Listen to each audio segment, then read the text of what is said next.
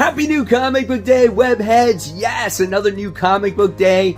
Before I go to the shop, I just wanted to let you know I got done finally organizing my workspace after the crazy garage sale that I had.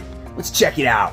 So here's my workstation, right? This is where I organize all the comics once I get them. I still have a few left to put away, as you can see. Left over from the garage sale, of course, there's the comics.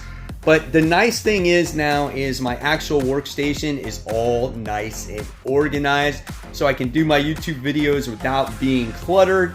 And then yes, the wall of books. Definitely looking quite tidy, right? Well, now it's off to head to the comic book store and buy more comics. Welcome to Spider Slayer's Comic Book Haul fans. This is episode 608, the video series where each and every week I share with you what I picked up at my LCS, which is Comic Central, located in the city of Sanford. So if you guys are ever in the Central Florida area, make sure you stop by. Tell them Mike Spider Slayer sent you. They'll provide you with some awesome customer service. And of course, you'll get that mysterious black bag. And inside will be the comic books, just like my comic books are in my mysterious black bag. All right, so here we go. Let's get started with the haul. First things first, I wound up getting this kick-ass Danny Ketch Ghost Rider short box. I thought it looked pretty cool to put some more Marvel comics in. I got some boxes that actually do need replacing, so I thought, why not get some of this special, nice box? And then I wound up getting this cool, inexpensive slab. This is Spawn issue 17 from 1994. This is the year that I graduated. This is the first appearance of, Anti-Spawn, later named as Redeemer Spawn in issue 31. And this book is a 9.8. So a nice looking Spawn book, and I was excited to get it, man. It just is cool. It's a Grant Morrison story, Greg Capullo and Mark Pennington art, and Greg Capullo cover. So these early issues of Spawn has some great artwork in there. So excited to have that one in the old Slabby collection. All right. So what did I get for new comics? Well, definitely a heavy week this week, guys. And I had to scale back on variant covers to get the books to actually read, right? So here is the stack. Another fat stack of comic books. Oh my gosh. So here we go. First things first, DC Connect. Learn about all your favorite DC comic books that are getting ready to come out in the near future with this. Your local comic shop should give you this for free. So I wound up getting that. Then I said I wasn't going to buy it because of the price, but I was like, all right, don't buy a variant cover. Then you can buy this comic book, so you can continue to read this story to see if it gets better, if it gets worse, and to talk about it with your peers, right? So I wound up getting Predator vs. Wolverine. This is issue 2. I was kind of interested to see what the second story had to offer here, because it takes place during a pretty cool time period for Wolverine. And we'll see if the artwork stays consistent with it.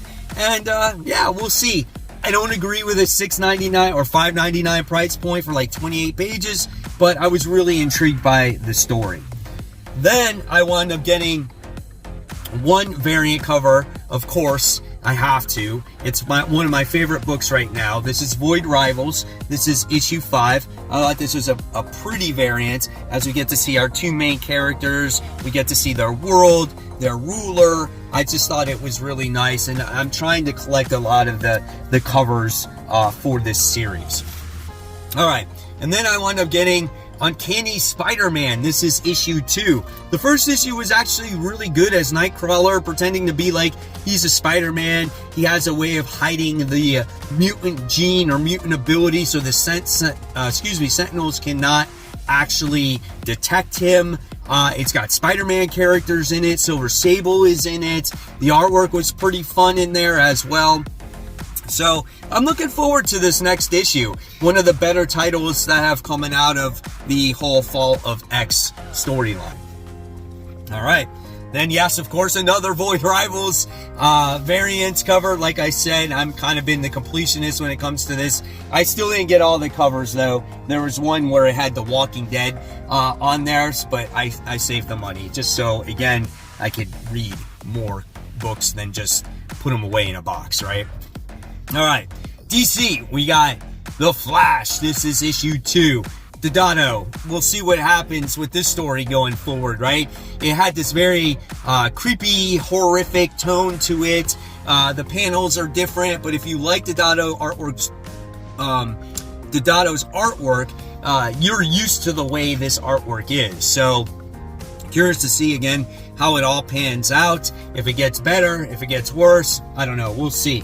Curious to hear in the comments below what you guys thought of the first issue of Flash.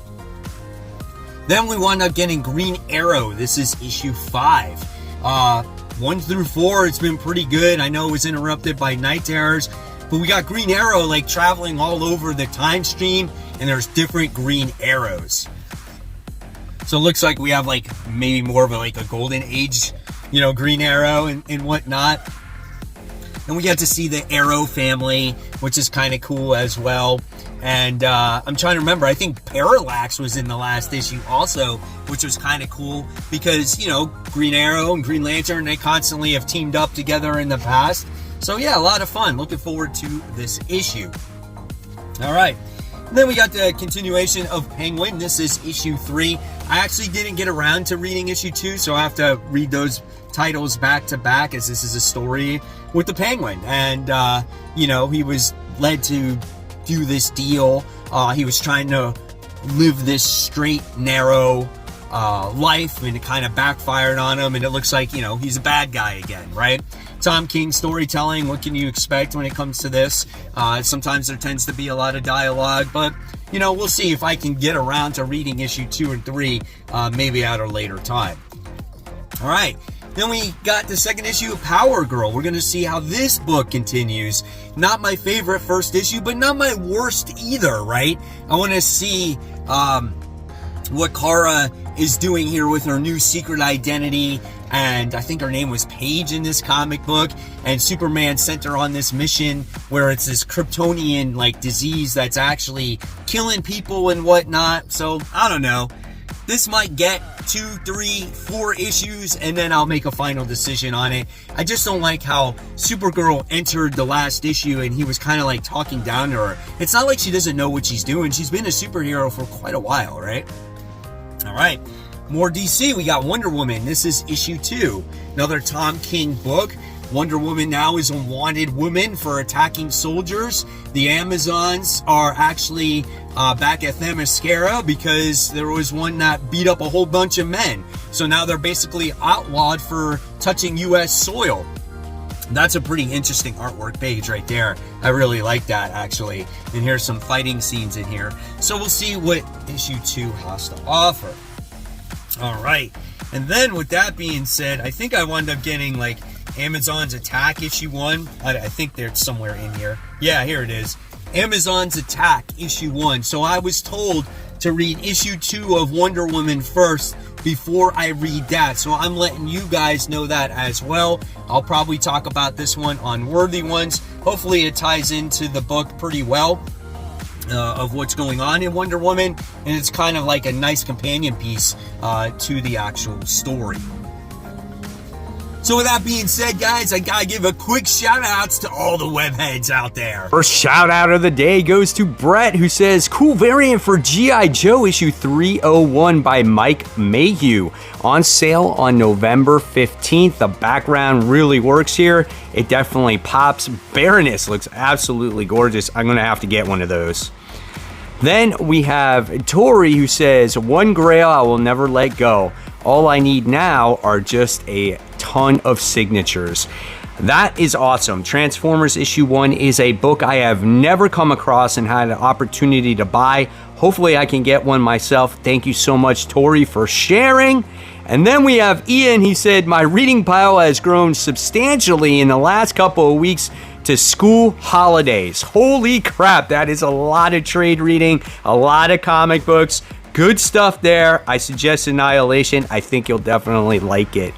And then we have Jim, who I want to wish a happy birthday to. He says, my daughter bought this for me for my birthday. Do they know their dad or what? And that's an arcade 1-up mini cab, as it's got Marvel vs. Capcom, The Punisher, X-Men, all kinds of great stuff. Congratulations, and again, happy birthday, Jim. And if you guys want to get shouted out on future hauls, just head on over to Facebook. Search for Comic Book Corner 2.0 Web Hedge Unite. You answer the questions, you follow by the community guidelines, and then I will give you access to this wonderful community where we talk about everything about comics. Did you know that Magic and Marvel is coming soon? Holy cow. We talk about DC, we talk about Marvel, we talk about variant covers, CGC books, all kinds of great stuff. And you know what, guys? You never know when you could get shouted out on future hauls. More DC, here we go. Alan Scott, Green Lantern, issue 1. I know some people may not be too happy about this book. About Alan Scott, but you know what? I wanted to try it out just to see what the story is about. I can tell you there is definitely a lot of dialogue. Doesn't mean it's a bad book, just hopefully the storytelling is not bored. Like, I'm not bored by reading it. You know, sometimes you can have a lot of dialogue and the story is interesting. If the story is not interesting, then it might be a snooze fest. So again, we'll see where it goes. Hey, guess what? Another cover for Void Rivals, issue 5. I think this is the main cover here. So again, I love the story so much, and I like collecting the covers to it. All right, but here's something to get you in the spirit of Halloween, guys. We got Jane Tynion's Dracula issue 1. Yes, Universal Monsters. I think this is cool. Check out the artwork in this comic book, man. That is sweet right there. Look at that. That's pretty dark. That's pretty creepy stuff. I'm looking forward to reading this book. Holy cow, man. That's just like, you read this book at night with a dim lights. It's lightning, it's raining outside, and you're just get all into it. That would be a good horror read for me, right? All right. This was a pure cover buy because I put this one on my FOC. This is Uncanny Avengers issue 3. I love this because it's just the video game cover done by David Nakayama. I thought that was pretty badass right there. I don't think I read... Did I read issue 2? I don't remember. That says a lot if I remember if I read it or not. I did read issue 1 and it was okay for me, but yeah, but I bought that one strictly for cover. Alright, then we got Something is Killing the Children. This is issue 34. Things are starting to heat up a little bit in this comic book. They're going after this Cutter lady right here, that chick. That's going after also Erica Slaughter, and it looks like she's going after the little sidekick girl here. And they're also dealing with this duplicate type monster, which is this thing right there as well, that's posing as Erica Slaughter, and she's been framed for murder and all this other stuff. This book has been pretty deep, this story arc as well. It never disappoints for me. Great book. Alright, then we have Once Upon a Time at the End of the World, written by Jason Aaron. Great story of these two going in a post-apocalyptic world, falling in love, and learning to fight alongside with each other. Just a great read overall. Definitely suggest to read this if you can go back and like find a trade or something like this. I think if you pick it up now, you might be a little bit lost. Alright, and then I wound up getting Marvel Zombies Black, White, and Blood. There's a lot of great covers that I would love to buy for this comic, but I only bought one. And this one was where Hulk is fighting Wolverine. That's pretty sick right there, man. Their skin is all like decaying, but they're still fighting each other. Here's the interior art, as you can expect from a Black, White, and Blood book. But again, this time it's all Marvel Zombies. And I love zombie books. And of course, like I said, we're in the spirit of Halloween. So, yep, looking forward to that one. Will be discussed on Worthy Ones as well. Alright, we get the continuation with Immortal Thor. Not my favorite book here by Al Ewing. I'm sticking with it through this whole Thor corpse thing. I just feel like Thor's always happy and smiling all the time. You know, it's alright. It's okay. We'll see how it continues going forward here. So yeah, that's it. There's the book. All right, then we have Edenwood. This is issue 1. So I totally forgot what the synopsis of this book was, but it's a new Image book, right? So I'm kind of like, all right, let's check it out. It's got good artwork, and we'll discuss it on Worthy Ones. Here's a new number 1 I'm looking forward to, Hallows Eve issue 1. So one shot, again, getting in the spirit of Halloween. I love all her masks that give her all these different powers. It looks like she's pretending to be Captain America, so she's gonna be Cap? Dude, that's pretty sweet, bro. I like that. All right, then we got Gunslinger. This is issue 25, the first issue without the Brett Booth artwork. But the artwork does look pretty good. Not an oversized issue. It's just issue 25. It's not a milestone because Todd McFarlane plans that this book is going to go on for a very long time. Then we have Firepower. This is issue 28. This ends at issue 30. It's been dragging. I'm not going to lie. They've been battling this freaking dragon for like a super long time. So we'll see how it concludes. Speaking of, Captain America, right? As earlier stated in Hallows Eve, we're on issue 2, and it looks like he's teaming up with Spider-Man here. This was very much a Steve Rogers book more than a Cap book, and we're going to see if it continues to be that way, and it tackles 2 stories at once, the present and the past. So that's Captain America issue 2. Then we have The Amazing Spider-Man issue 36. Cool cover there. And that one's done by John Romita Jr., so that's a better one with him fighting Green Goblin. So this is a new story arc. And then we wind up getting the main cover as well. And then it's got Rep in it, so I don't know what to expect going forward here. Are we going to see Norman become the Green Goblin again? Maybe this is all leading into the whole gang war situation. And then last but not least, we got the Marvel previews, which is previewing Ultimate Spider-Man. So you're going to want to check that out. This thing is thick. You should get that for free at your LCS as well. So there you have it, guys. There are the comics that I picked up for this week. Want to know in the comment section below, excuse me, what you picked up this week, whether it's here or on the Facebook group. If you love my content, there's more content right here. This is my top 10 most anticipated comics for next week. And of course, guys, as always, support those local comic shops. Keep buying, keep collecting. But remember, read your comics and have a great new comic book day. Take care, guys. I'll see you real soon. Bye.